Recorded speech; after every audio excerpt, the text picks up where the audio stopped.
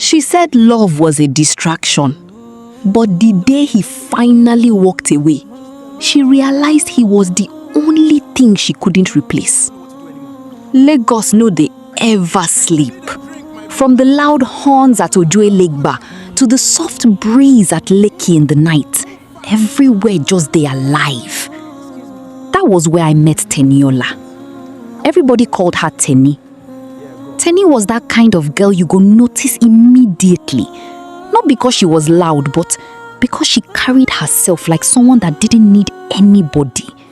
Independent to the core. She worked as a UI designer in a tech company at Yaba.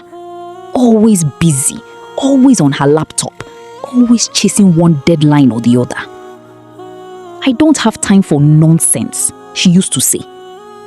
And by nonsense, she meant relationships. Me, I be Daniel. I worked as a logistics manager. Nothing too flashy, but I was doing okay for myself. I believed in love, deep love, the kind that makes you feel safe. We met at a small birthday hangout in Surulere. Mutual friend stuff. That night, while everybody was shouting and dancing to Afrobeats, she sat quietly at one corner, sipping her drink. I walked up to her. "You know they dance?" I asked. She looked at me, gave a small smile. "I don't dance for strangers." "So, if we no be strangers, you go dance?" She raised her brow. "Maybe." That maybe hooked me. We started talking that night, and somehow we didn't stop. At first, it was easy. We would gist for hours, midnight calls, random texts like, "Have you eaten? Don't stress yourself too much. Rest small, abeg." But anytime I tried to define what we had, she would shut it down. "Daniel, abeg, don't complicate things," she would say. One evening, we were sitting at a small buka in Yaba, eating amala. I looked at her and said, "Teni, what exactly are we doing?" She didn't even look up from her food. "We're vibing." "Vibing?" I laughed. "After 6 months?" She shrugged. "Why are you in a rush?" "I'm not in a rush. I just want to know if I'm the only one feeling this thing." She dropped her spoon and looked straight at me.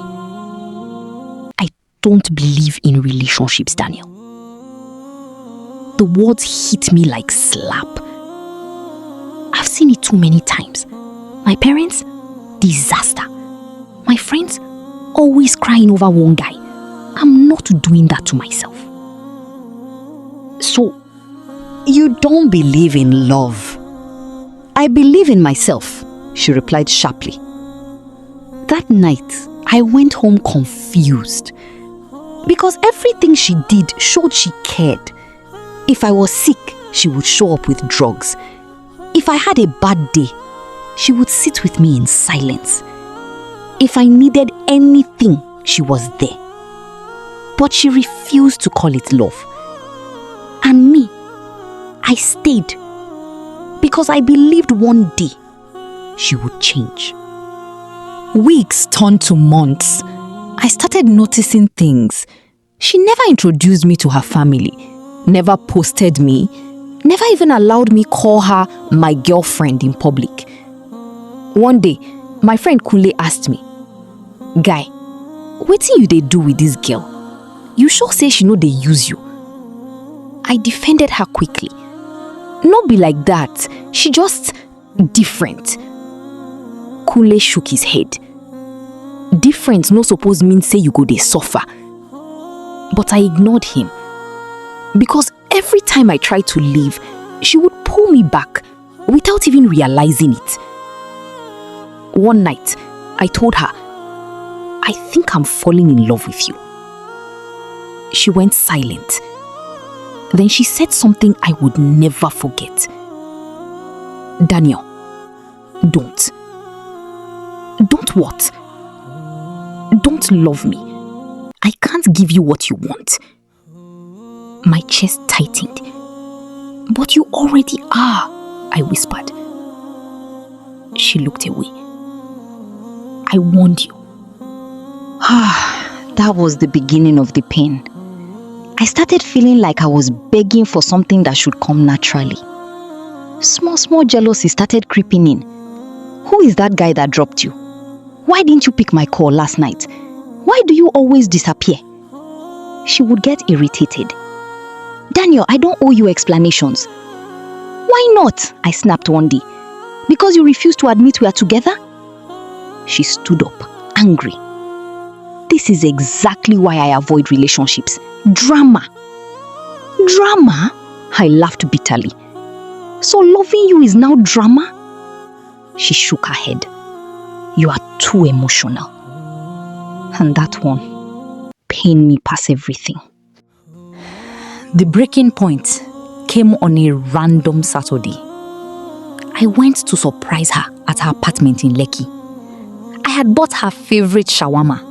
I was smiling like Mumu. But when I got there, something felt off. Her door wasn't fully closed. I knocked. No answer. I pushed it open slowly. And then I saw her sitting on the couch, laughing with another guy. My heart dropped. She turned and saw me. Daniel? The guy stood up immediately. Oh, I should go. Stay, she said quickly. Stay? Stay? I felt like my head was spinning. Who is he? I asked quietly. My colleague, she said. At your house? Laughing like that? She sighed. Don't start. Don't start? I repeated, my voice shaking. Teni, what is this? She crossed her arms. You're overreacting. Overreacting? I shouted. After everything, after all this time, you're telling me I'm overreacting? The guy quietly slipped out. Now, it was just us. Silence filled the room. I looked at her, really looked. And for the first time, I saw it clearly. She wasn't confused. She just didn't choose me. Teni, I said softly, do you even care about me? She hesitated. That hesitation, it broke something inside me. I told you from the beginning, she said finally. I don't want a relationship. I laughed, but there was no joy in it. But you wanted everything that comes with it. She didn't reply. Tears gathered in my eyes, but I held them back. I stayed, I said. I waited. I loved you even when you told me not to. She looked uncomfortable. I didn't force you. That was it. That was the moment everything ended. I nodded slowly. You're right. She looked surprised. I wasn't forced, I continued. I chose to stay. And now, I'm choosing to leave. For the first time, I saw fear in her eyes. Daniel. But I raised my hand. No, don't. You said you don't believe in love. That's fine. But I do. And I deserve someone who believes in me too. She opened her mouth, but no words came out. I dropped the shawarma on the table. Take care of yourself, Teni. And I walked out. The first few weeks were hell. I won't lie. I missed her laugh, missed our late night talks, missed everything. But slowly, I started healing. I focused on work, spent more time with friends, rebuilt myself. Then one evening, my phone rang. Teni. I stared at it for a long time. Then I picked. Hello? Her voice was soft, different. Daniel, how are you? I'm fine. Silence. Then she said it. I miss you. My heart skipped, but I stayed quiet. I didn't realize it before, she continued. I thought I was protecting myself, but I was just pushing you away. I closed my eyes. Teni, I love you, she said. Those words, the same words I had waited months to hear. But now, they felt late. Too late. I wish you said that earlier, I replied gently. Silence on her end. I thought you would always be there, she whispered. That's the problem, I said. You thought I wouldn't leave. A small sob escaped her. I'm sorry. I swallowed hard. I forgive you. Can we try again? She asked, her voice breaking.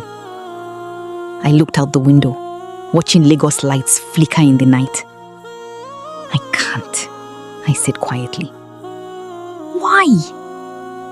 Because I had to leave you to find myself again.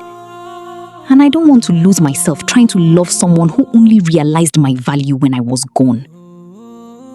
She cried softly. And it hurt me. But I didn't change my mind. Take care of yourself, Teni, I said.